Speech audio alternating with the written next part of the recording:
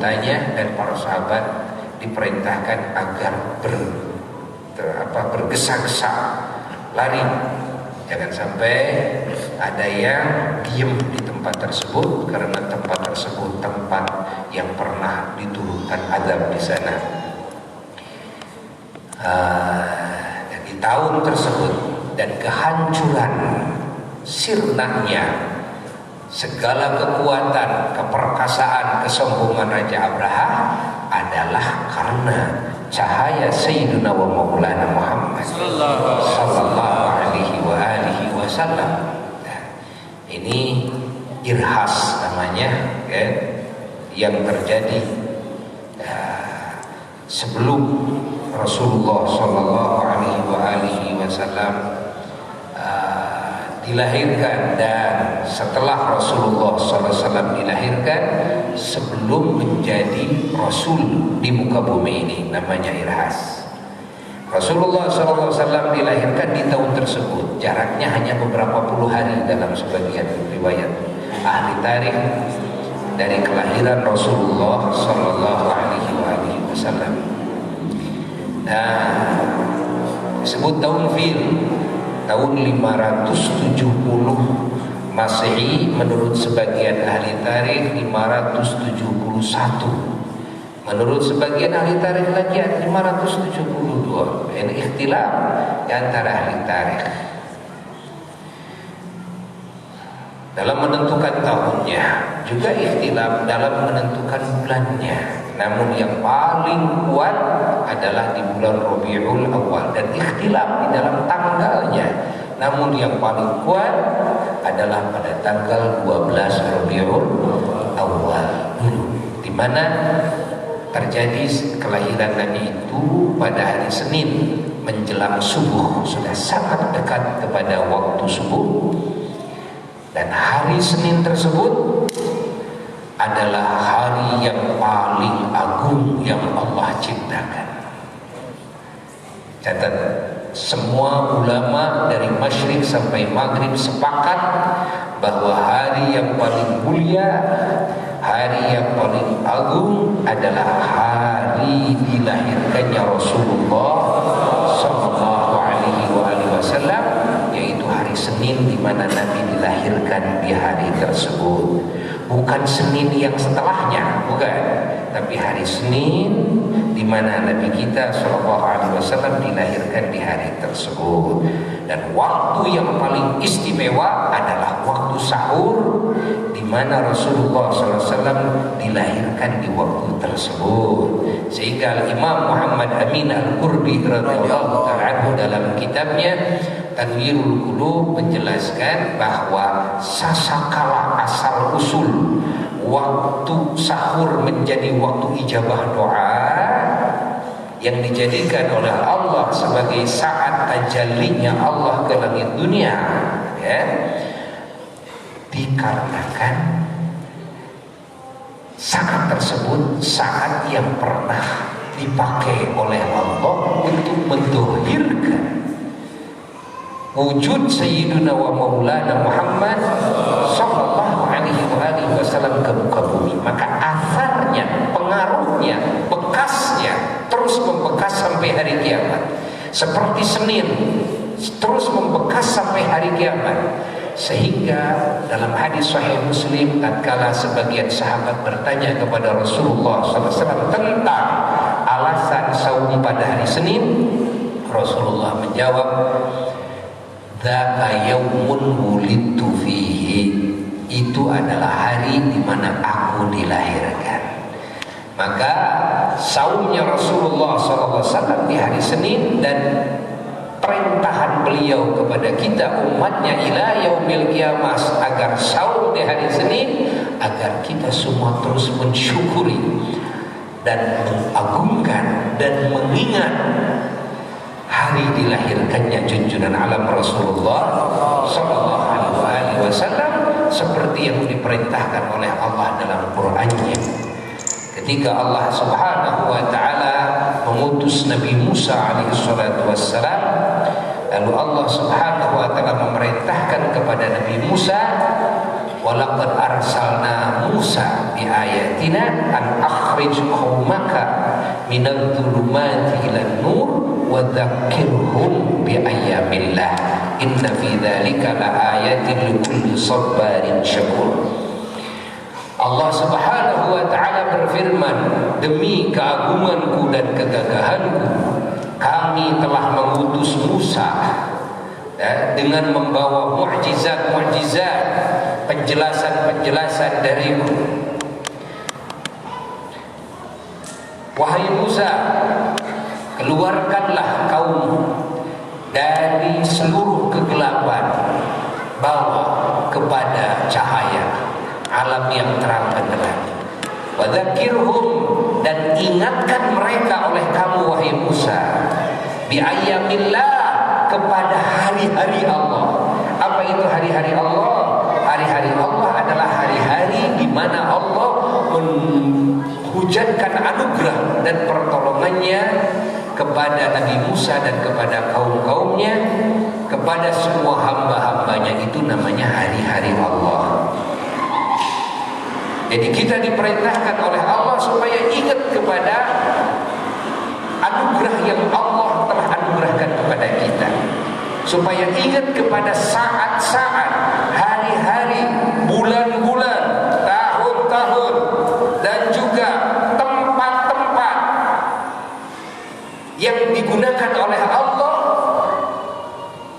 dalam menghujankan anugerahnya kepada hamba-hambanya yang beriman, dalam menghujatkan pertolongannya kepada hamba-hamba yang beriman.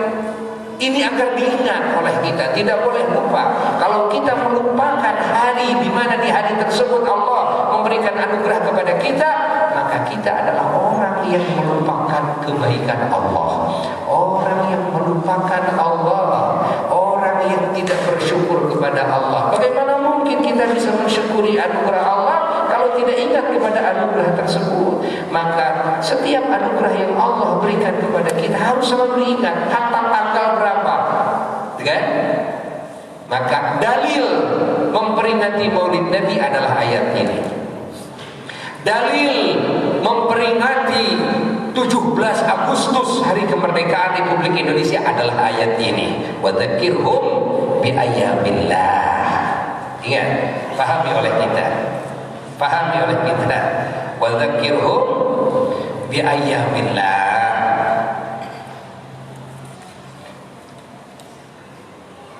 Dalam hadis sahih Rasulullah SAW ketika hijrah dari Makkah ke Madinah, Rasulullah SAW melihat kaum Yahudi Madinah berpuasa tanggal 10 Asyura, 10 Muharram.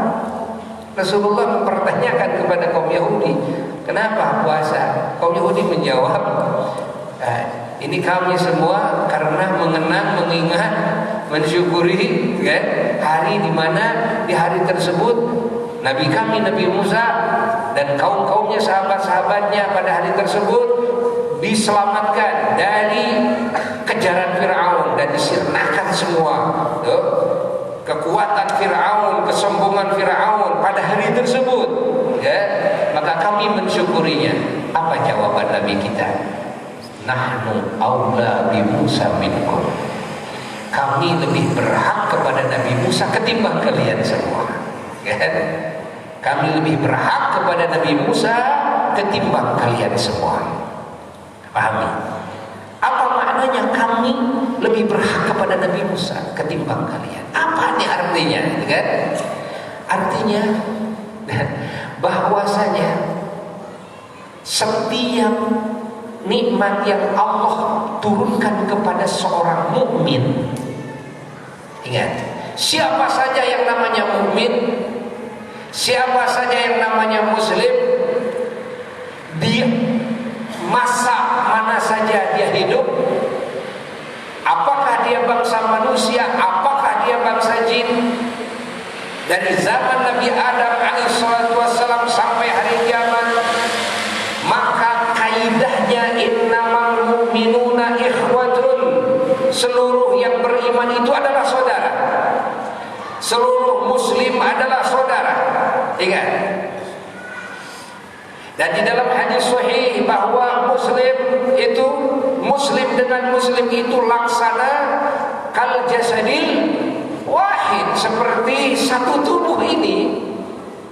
Kalau kan sebagian dari anggota tubuh ini mendapatkan rasa nyeri gitu kan, sakit, maka yang lain ikut merasakannya. Begitu pula kalau mendapatkan nikmat, maka yang lain ikut merasakannya, ikut bahagia, ikut bersyukur. Maka setiap anugerah yang Allah berikan kepada mukmin yang mana saja, wajib kita sebagai mukmin bersyukur, ikut bahagia. Dan setiap musibah yang menimpa mukmin di masa mana saja, kan, maka kita juga wajib ikut andil, merasa sakit, kan? Wajib kita juga ikut andil, merasa sedih, dan ikut membantu mencari solusinya, ya, ikut mendoakan mereka.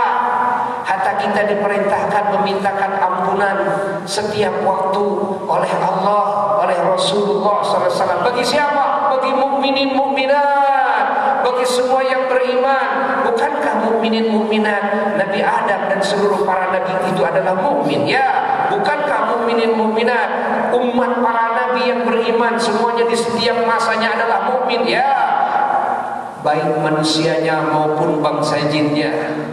Allah. Dan kita diperintahkan meminta rahmat bagi semua mukminin mukminat. Allah. Mukminin mukminat ini jangan dilihat umat Nabi Muhammad SAW sajalah, tapi mukminin mukminat milladun Adam ila yaumil qiyamah, dari zaman Nabi Adam alaihissalam sampai hari kiamat. Ya. Namanya yang beriman adalah mukmin kalau imannya sahih. Nah, kenapa Rasulullah SAW mengatakan nahnu aula, kami lebih berhak kepada Musa ketimbang kalian?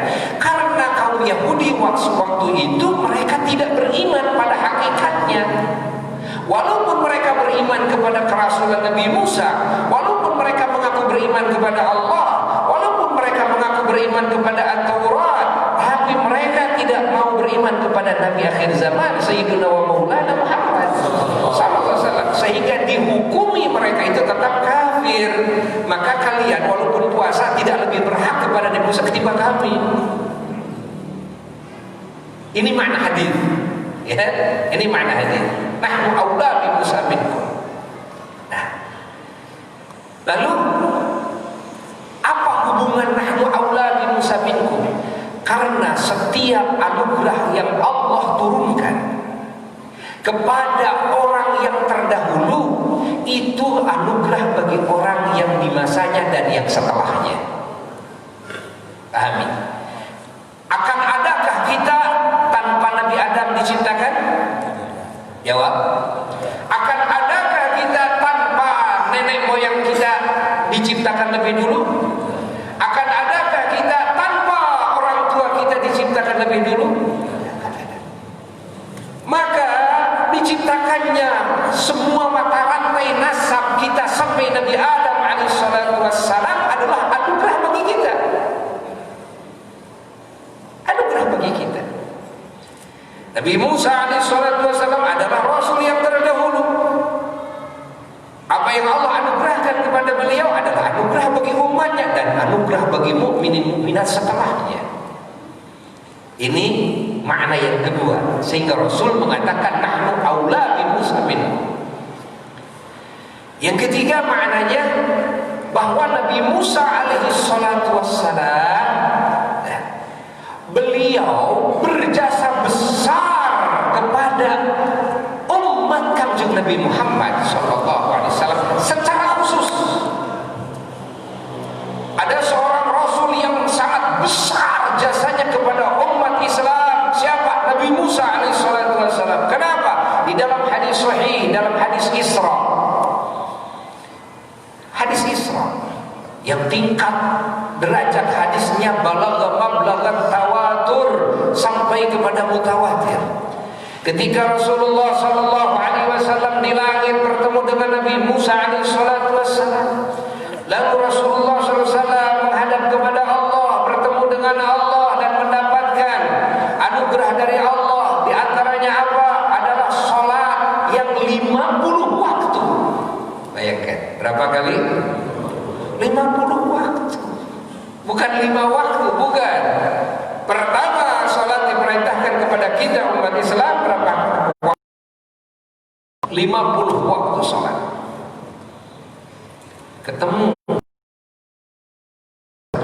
Ketemu dengan Nabi Musa alaihissalatu wassalam.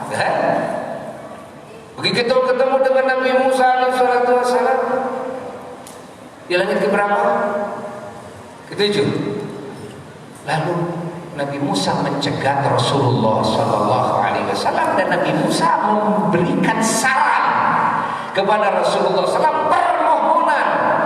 Atas dasar apa? Atas dasar perhatiannya Nabi Musa, sangat sayangnya Nabi Musa, sangat cintanya Nabi Musa, sangat memuliakannya Nabi Musa, sangat kagumnya Nabi Musa terhadap umat Kanjeng Nabi Muhammad sallallahu alaihi wasallam.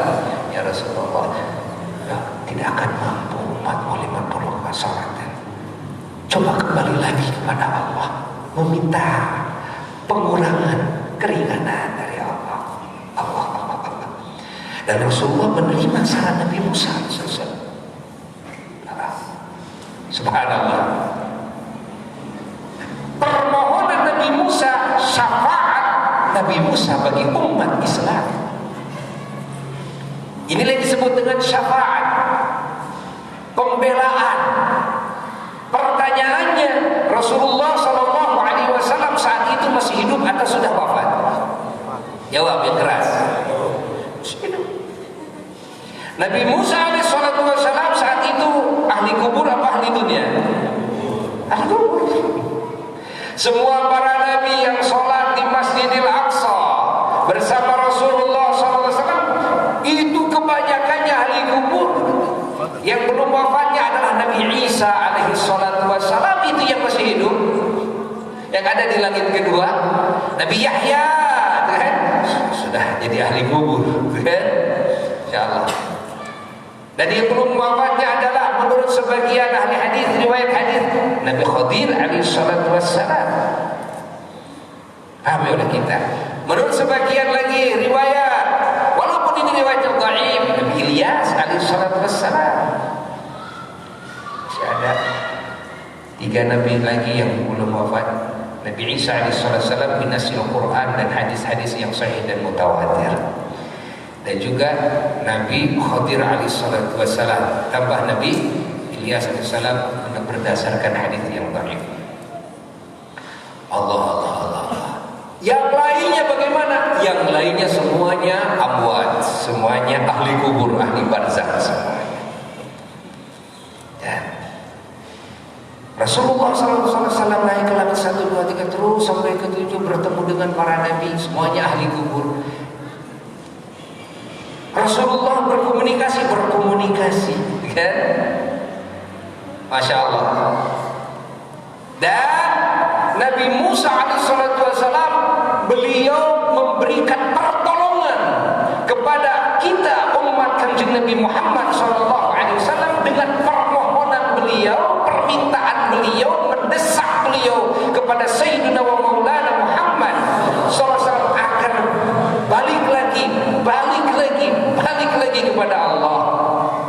Demi apa? Demi menyelamatkan, demi meringankan beban umatnya Kanjeng Nabi Muhammad.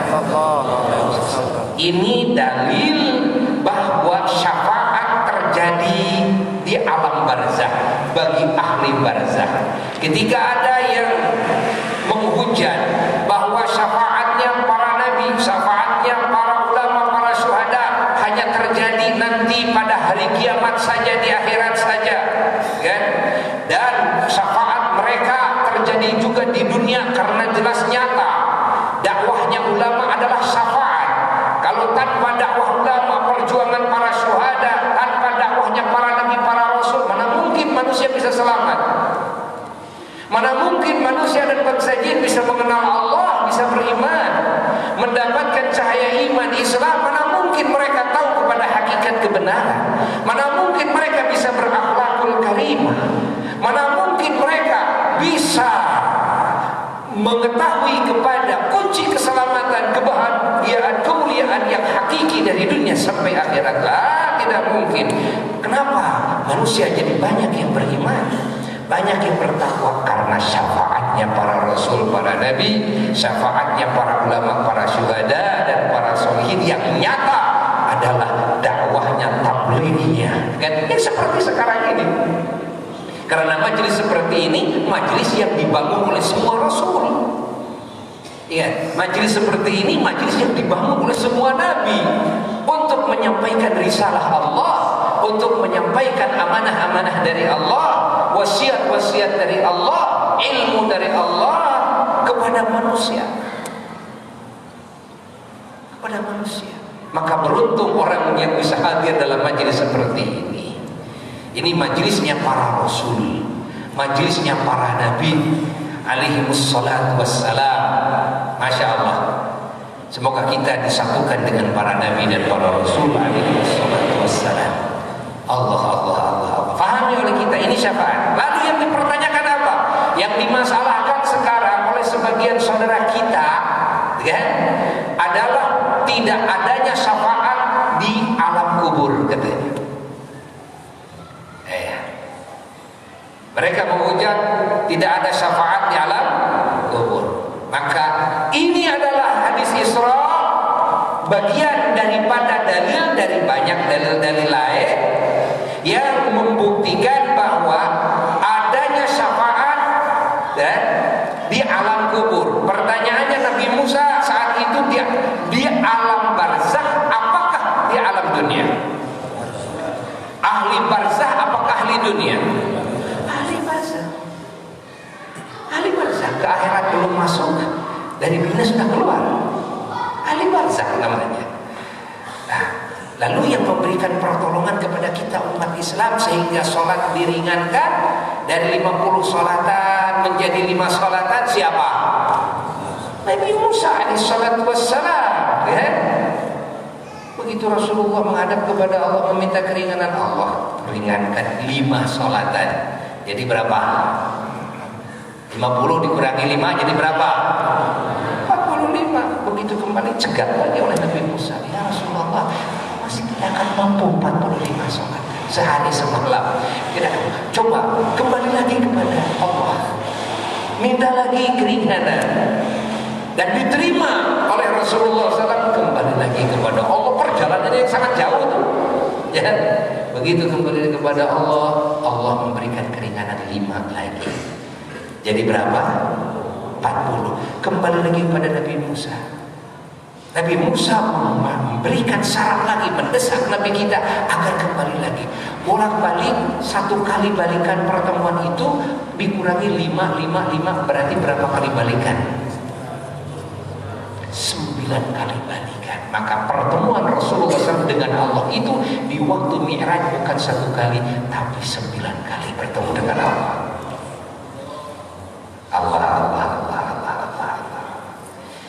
Maka disinilah, kan, rahasia yang terkandung di dalam hadis Nabi yang tadi, nahnu aula bi Musa minkum, kami lebih berhak kepada Musa ketimbang kalian. Allah. Lalu apa? Lalu Rasulullah SAW mengajak umatnya agar saum di tanggal 10 ikut bahagia dan ikut mensyukuri nikmat yang telah Allah anugerahkan kepada Nabi Musa dan kaumnya. Bukan kepada Nabi Muhammad semata, tapi kepada Nabi Musa dan kaumnya. Dan ini adalah bukti dari mulianya akhlak Sayyidina wa Maulana Muhammad. Kita itu sampai-sampai, kan, mengajak kepada umatnya, beliau sendiri memberikan contoh, mensyukuri anugerah yang Allah berikan kepada Rasul lain, kan? Allah. Dan kepada umat Nabi Musa yang diselamatkan oleh Allah di hari tersebut, Rasulullah yang ikut saumnya dan umatnya dan kita semua diperintahkan untuk saum juga di hari Asyura. Ini adalah akhlak termulia, akhlak teragung. Begitulah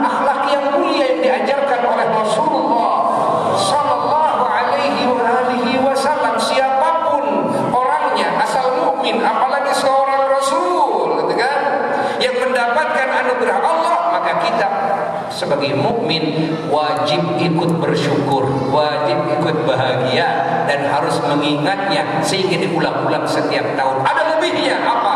Rasulullah SAW berjanji, andai kata saya hidup sampai tahun yang akan datang, la asumanna tasi'a wal asyira, maka aku berjanji akan puasa dengan tanggal 9-nya. 9 dan 10, kan? Namun beliau keburu wafat, sehingga tahun berikutnya kan beliau tidak keburu sahur. Sehingga dalam mazhab Syafi'i disunnahkan saum Asyura itu dan tanggal 9-nya. Allah. Apa kan hikmah dari disunnahkan saum 2 hari, padahal Yahudi saumnya 1 hari, ya? Ingat, sebagian ulama mengatakan ini untuk mukhalafah, untuk supaya membedai, gitu kan? Membedai muslim dengan kaum kafir. Harus membedai, gitu kan? Nah, ada lagi wajhun akhar, ada lagi pemikiran lain. Apa pemikiran lain?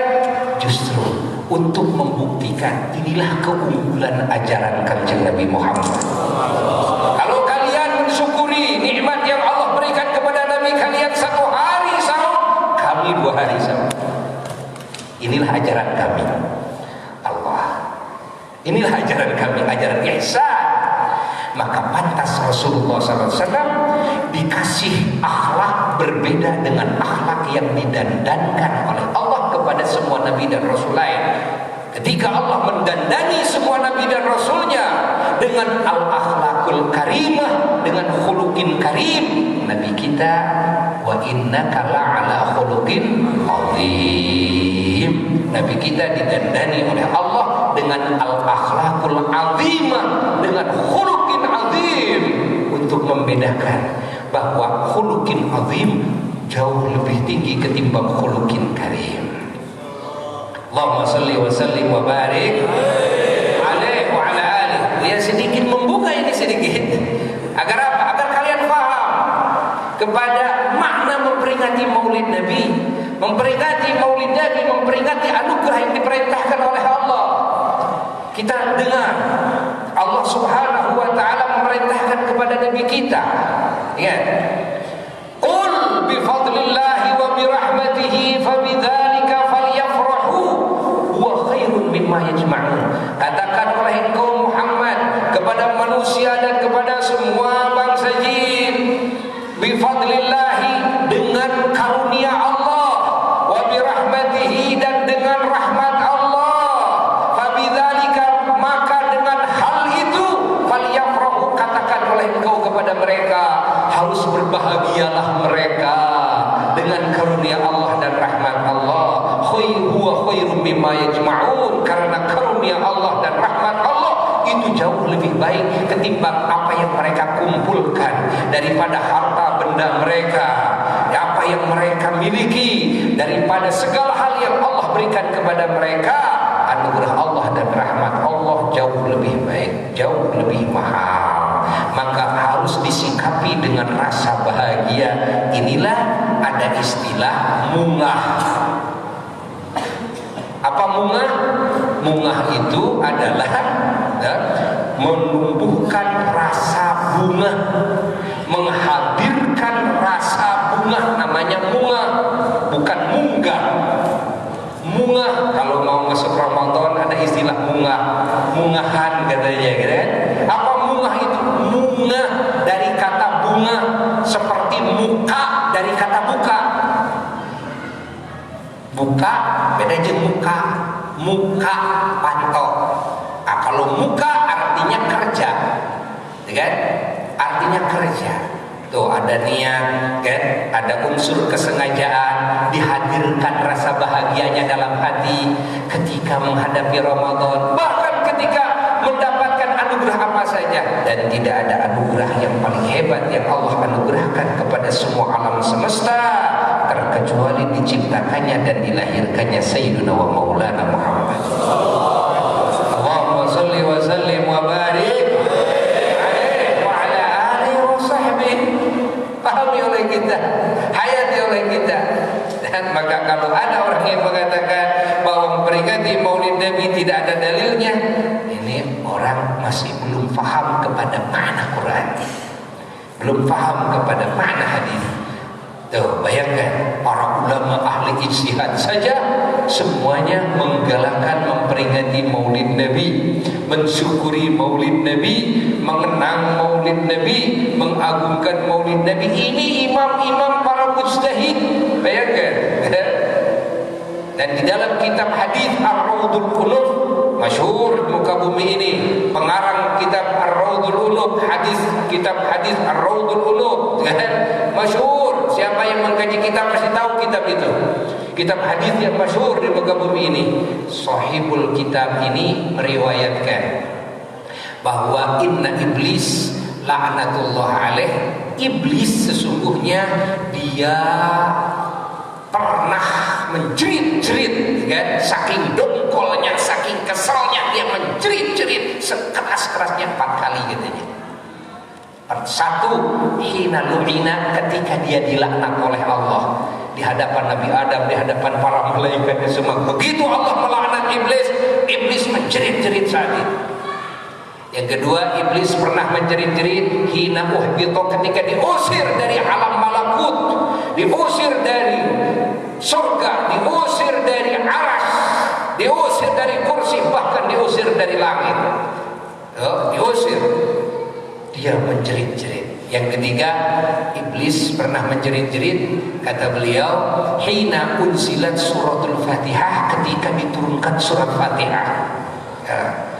Selama masih ada surat Fatihah, dan artinya luluh lantah kegagahan iblis. Maka ketika surat Fatihah diturunkan, dalam riwayat lain, langsung iblis mengumpulkan semua anak cucunya, kan? Adalah bangsa setan semua dikumpulkan. Ada apa ini? Kau mengumpulkan kami semua, kata setan. Kata iblis, sekarang diturunkan surat Al-Fatihah. Emang apa hubungannya surat Al-Fatihah? Kan? Surat Al-Fatihah ini kalau dibaca oleh siapa saja, maka kesaktian kita gak ada artinya. Upaya kita akan luluh lantah selama manusia membacakan surat Al-Fatihah. Solusinya bagaimana? Rapat besar mereka. Akhirnya solusinya, usahakan lupakan manusia dari membaca surat Al-Fatihah. Makanya kalau surat Al-Fatihah ini lupa 1 kali saja dalam sehari semalam, kurang dari 17 kali baca surat Al-Fatihah, dari situlah jalan pintu setan untuk bisa menguasai kita. Maka Rasulullah SAW mewasiatkan kepada sholat lebih daripada wasiat beliau kepada yang lainnya. As-sholat, as-sholat, sehingga pas sakaratul maut, kalimat-kalimat yang terakhir beliau katakan, beliau amanatkan, beliau wasiatkan, as-sholat, as-sholat, sholat, sholat, sholat. 17 kali baca Fatihah, jangan sampai kurang di dalam sholat, karena itu benteng dari segala kejahatan setan. Maka inna sholata tanha 'anil fahsya'i wal munkar, kan? Inna sholata tanha 'anil fahsya'i wal munkar. Selama orang masih menjalankan sholat, maka nanti sholatnya yang akan merubah perilakunya. Ketika ada seorang sahabat yang melaporkan kepada Rasulullah SAW bahwa ada satu kelompok yang mereka suka bermaksiat itu, bermaksiat ini dan sebagainya, tapi dia suka sholat. Maka Rasul menjawab, da'u, biarkan dia, kan? Karena sholatnya nanti akan membenahi dia.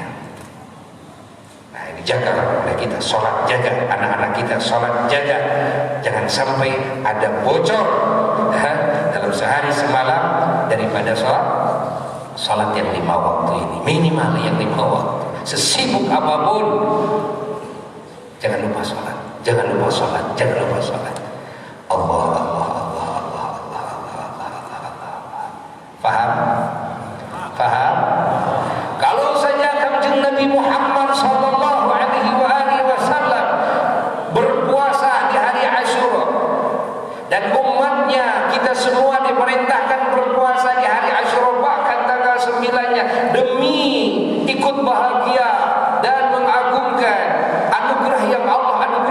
kepada Nabi Musa alaihissalatu wassalam dan kepada umatnya, bagaimana dengan anugerah dilahirkannya Sayyiduna wa Maulana Muhammad SAW, yang ini anugerah secara langsung bagi kita semuanya umatnya.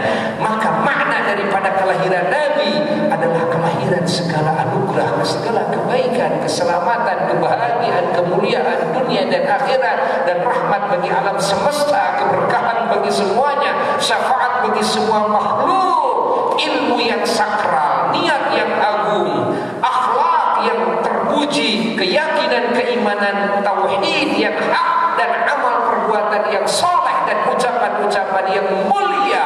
Allah, Allah, Allah, ini semua terkandung dalam kelahiran Sayyidina wa Maulana Muhammad.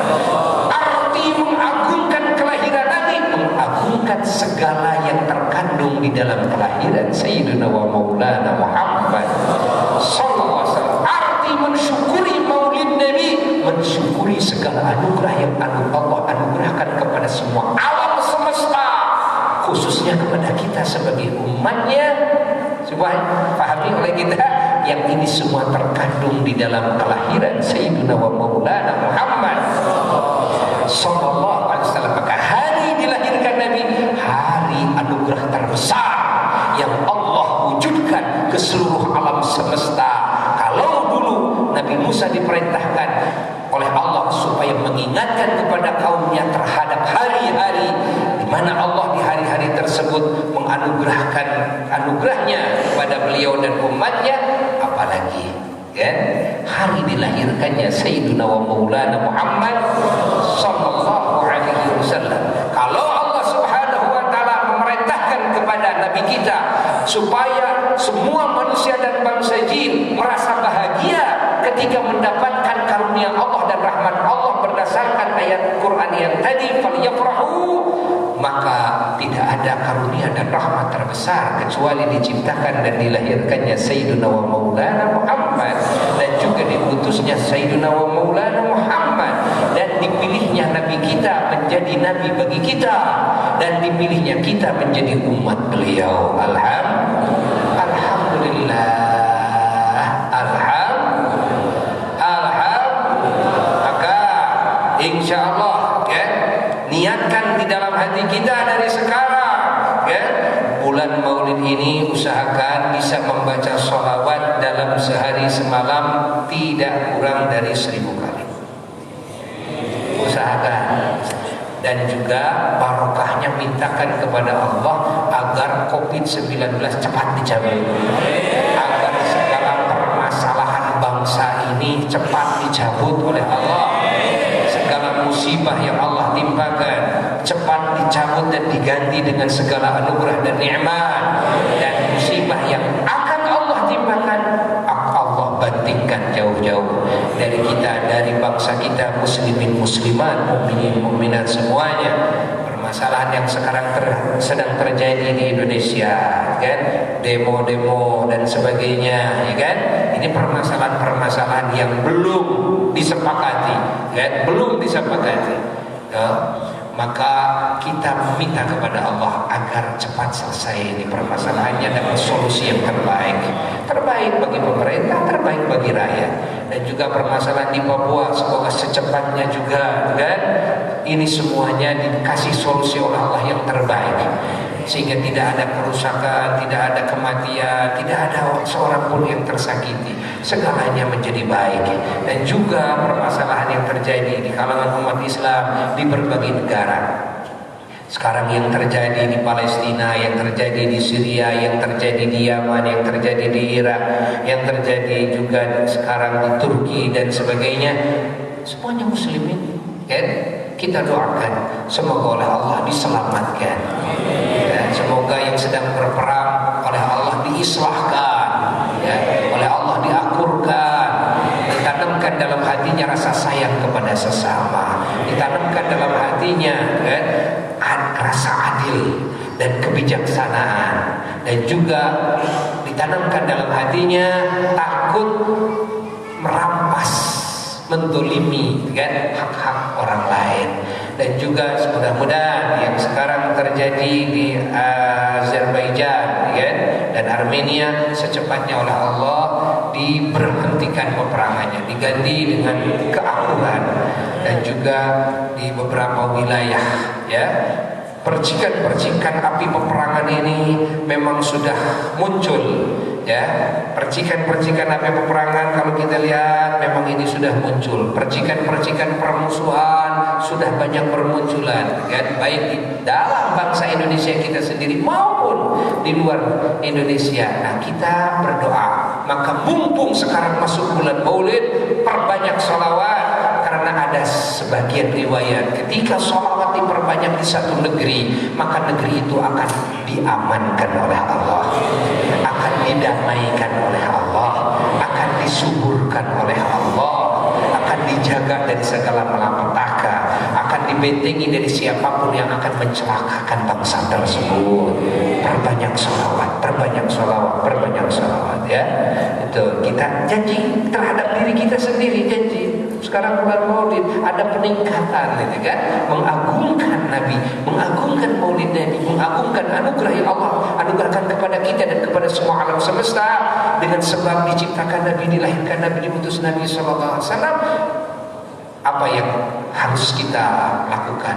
Perbanyak membaca salawat salam kepada Rasulullah SAW, lalu berusaha mengikuti dan menjaga sunnah-sunnah Rasulullah SAW dan syiar-syiar Islam dalam kehidupan ini, termasuk memperbanyak majelis ilmu, hadir di majelis ilmu, dibawa keluarga kita untuk hadir di majelis seperti ini, hingga kita mendapatkan curahan-curahan cahaya dan asrar ilahiyah nabawiyah, rahmat dan keberkahan dan ampunan Allah hujankan kepada kita. Semoga segala dosa kita diampuni oleh Allah, semua aib kita ditutupi oleh Allah. Begitu pula semuanya muslimin muslimat, mukminin mukminat, dan segala hajat kita dan hajat mukminin mukminat, hajat bangsa kita yang baik di sisi Allah, semoga dikabul oleh Allah.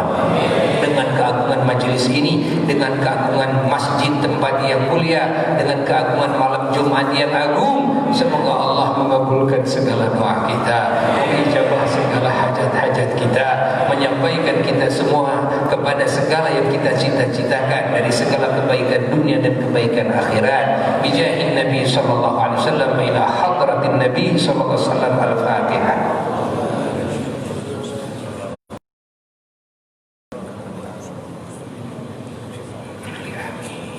Insyaallah pertemuan berikutnya kita akan adakan Maulid Akbar di sini bersama-sama, ya. Insyaallah. Nah, dalam FTB berikutnya dipersiapkan segala sesuatunya lebih meriah lagi, ya, bersama-sama. Namun pesan, jaga tetap protokol kesehatan. Dia juga selalu bawa apa? Masker. Masker. Masker. Harus selalu bawa masker. Anak muda nih. Masker. Jaga jarak, banyak cuci tangan, banyak mandi, kan? Cuci pakaian, banyak wudu. Kita mau umat Islam, protokol kesehatan lebih hebat. Asal dijalankan dengan benar, kan? Insya Allah terjaga. Ya, sekian. Dan jangan dulu salaman dengan buya, ya, demi menjalankan protokol kesehatan.